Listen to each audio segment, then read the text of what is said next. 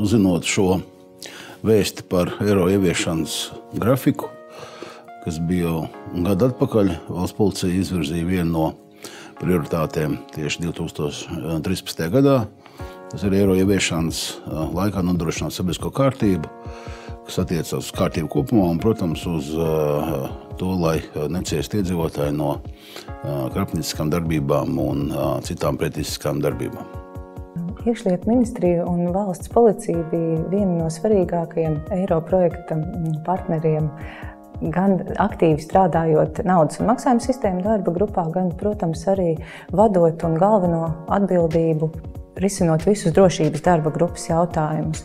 Un tātad jau 2012. gada sākumā valsts policija ļoti rūpīgi izpētīja Igaunijas pieredzi eiro ieviešanā un arī citu eirozonas valstu pieredzi. Un arī izpētot tāpat arī Latvijas gan infrastruktūru, gan noteikto situāciju. Tātad tika izstrādāts detalizēts drošības plāns, un kurš arī tika atbilstoši īstenots.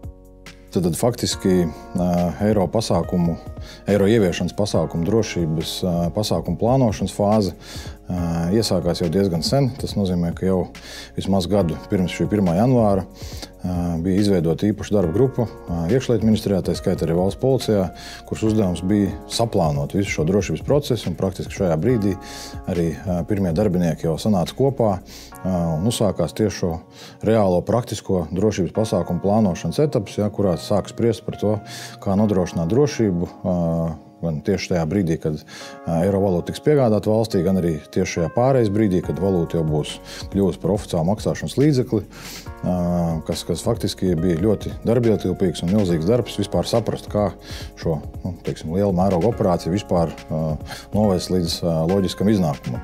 Šajā gatavošanās fāzē ļoti aktīvi diskutējām ar Igaunijas kolēģiem, kuri šim procesam bija gājuši cauri. Jāsaka tā, ka kopumā mēs varam teikt, ka tomēr Latvijas situācija bija atšķirīga no Igaunijas, tāpēc, ka Igaunijā tā situācija bija mazliet savādāka. Protams, bija lietas, kuras mēs izmantojām un ņēmām kā piemēru, bet tāpat laikā jāsaka, un ar to es laikam varētu arī lepoties, mēs visi Latvijā, ka mēs izdomājam paši arī pavisam jaunas lietas, jaunas taktiskos risinājumus un jaunas pieejas, kādas vispār nebija Igaunijā. Kaut vai var pieminēt tikai vienu piemēru, kas ir šī elektroniskā pieteikuma sistēma, kur izmantoja apsardz komersantu komunikāciju. Mums Igaunijā šādas sistēmas nebija, tad tā bija absolūti mūsu ar kolēģiem ideja. Un jau tiekoties ar Lietuvas kolēģiem, viņi to novērtēja kā ļoti labu taktisko risinājumu un teica, ka noteikti vēlētos viņu arī izmantot tad, kad Lietuva nonāks līdz eiro ieviešanai, noteikti viņi ņem šo mūsu paraugu.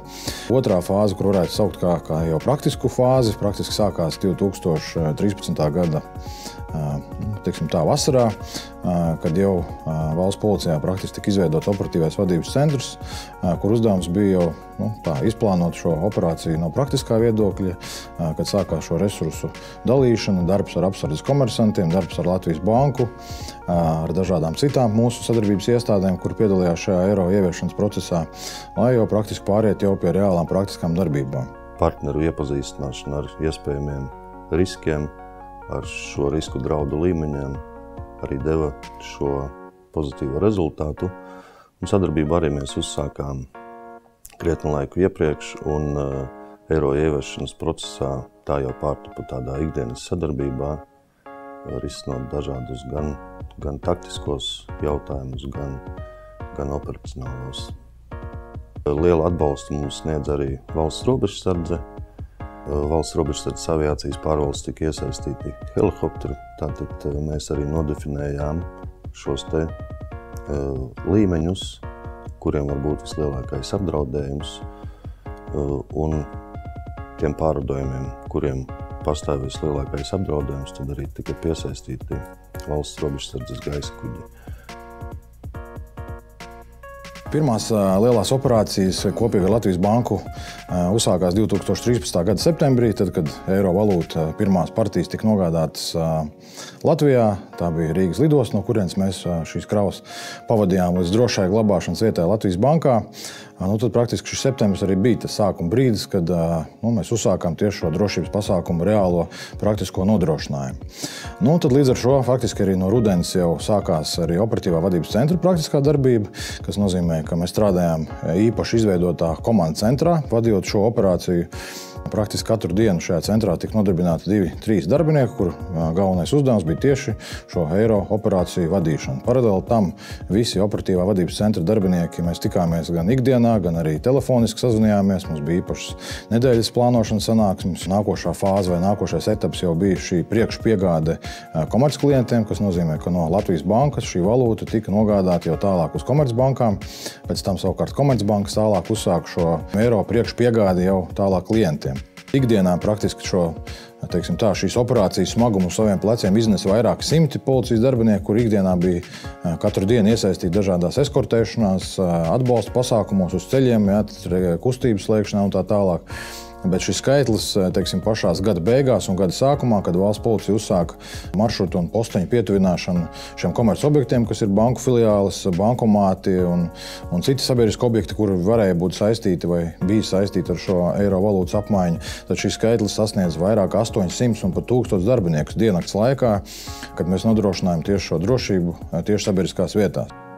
Protams, ka tika izmantotas dažādas jaunākās tehnoloģijas vai tie risinājumi, tad praktiski jau kādu laiku pirms eiro ieviešanas operācijas valsts policijā eksploatācijā bija palaista resursu vadības sistēma, kurā mums ir iespēja redzēt visus mūsu transporta līdzekļus, taču tieši uz eiro drošības pasākumiem šī funkcionalitāte tika papildināta, un mēs praktiski panācām to, ka pirmkārt uzlabojās sistēmas ātrdarbība, kas nozīmē, ka mēs praktiski tādā online režīmā redzam jebkura transporta līdzekļa pārvietošanos, parādījās iespēja no automašīnas redzēt arī video signālu, kas mums ļāva operatīvi sekot katras kolonas kustībai, kā viņi pārvietojās tieši no operatīvās vadības centra.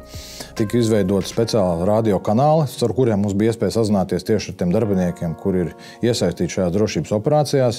Pie tam mēs netraucējām ikdienas policijas darbu, neiejaucoties šajās frekvencēs, kuras izmanto praktiskie darbinieki reālā darbā. Tā kā šie risinājumi bija ļoti daudz, un arī tie noteikti visi ļoti atslogoja mūsu darbu tieši no praktiskā viedokļa.